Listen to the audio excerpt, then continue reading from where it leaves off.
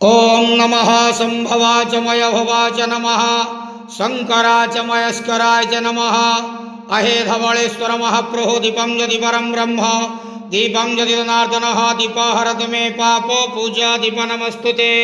हे बाबा धवळेश्वर महाप्रभो संसार सुखी रखंतु।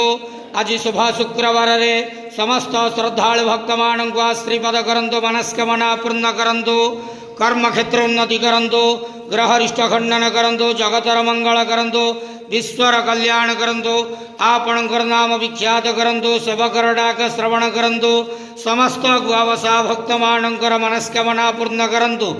महाप्रभु धवळेश्वराय नमो नमः। संसार सुखी रखंतु आनंदेगवार हरि बोलो। आज शुभ शुक्रवार रे समस्त श्रद्धालु भक्तमानंकु आश्रीपद करंतु आनंदेगवार हरि बोलो। बाबा धवळेश्वराय नमो नमः।